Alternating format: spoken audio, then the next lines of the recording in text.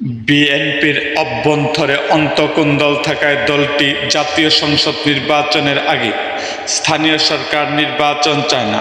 দলটি গণঅভ্যুত্থানের সরকারকে হটিয়ে ক্ষমতা দখল করা পায়তারা করছে, এজন্য জনদুর্ভোগ সৃষ্টি করছে।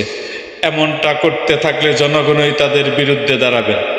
আজ বৃহস্পতিবার বিকেলে রাজধানীর যাত্রাবাড়ী চৌরাস্তায় এক বিক্ষোভ সমাবেশে জাতীয় নাগরিক পার্টির নেতারা একথা বলেন।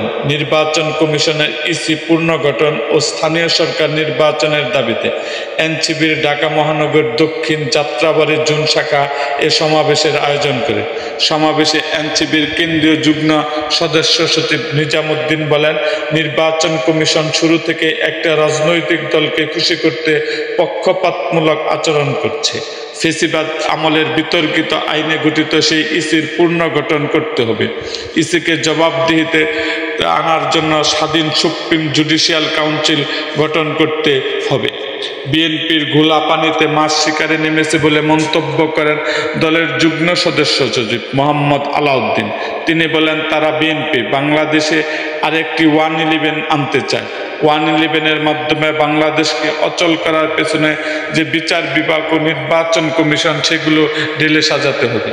এনসিপির যুগ্ম মুখ্য সংগঠক আলী নাসের খান বলেন, বিএনপির মতো দায়িত্বশীল বড় দল জুলাই গণঅভ্যুত্থানের হত্যাকাণ্ডের বিচার চায়নি, বরং কিভাবে আওয়ামী লীগের পুনর্বাসন করা যায় তা নিয়ে তারা সর্বদা বিধিব্যস্ত। তারা গণঅভ্যুত্থানের সরকারকে হটিয়ে নোংরা কায়দায় ক্ষমতা দখল করা পায়তারা করছে। আলী নাসের খান বলেন, বিএনপির সংস্কার শুরু হওয়ার আগে নির্বাচন কমিশনদের বসিয়েছে, অ্যাটর্নি জেনারেলদেরকে বসিয়েছে। একইভাবে উচ্চ ও নিম্ন আদালত, বিউরোক্রেসিস, অন্য সরকারি গুরুত্বপূর্ণ পদগুলোতে নিজেদের লোক বসিয়েছেন।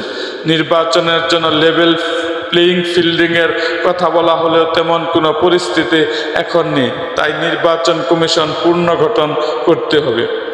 দলের যুগ্ম মুখ্য সমন্বয়ক এস.এম. শাহরিয়া বলেন, 2022 সালে কালা কানুনের মাধ্যমে যে ইসি গঠিত হয়েছে, তারা নির্বাচিত সংস্কারের প্রতিটি প্রস্তাবকে নাকচ করে দিয়েছে। অর্থাৎ এই ইসি গণতান্ত্রিক বাংলাদেশ চায় না। একই পদধারী খান মোহাম্মদ মুরসালিন বলেন, নির্বাচন কমিশন এখন বিএনপির পার্টি অফিসে পরিণত হয়েছে।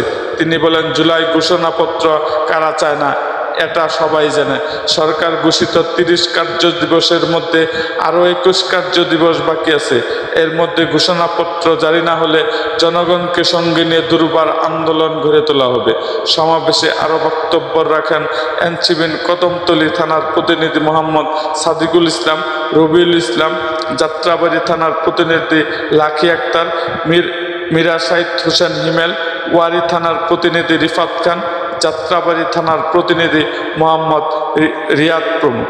এরকম আরও ভিডিও পেতে এবং রাজনৈতিক অঙ্গনের নানা ঘটনা ও ইতিহাস জানতে আমাদের মুক্তাগাছার ইতিহাস মিডিয়া ইউটিউব চ্যানেলটিকে সাবস্ক্রাইব করুন এবং পাশে থাকা বেল আইকনটি বাজিয়ে দিন।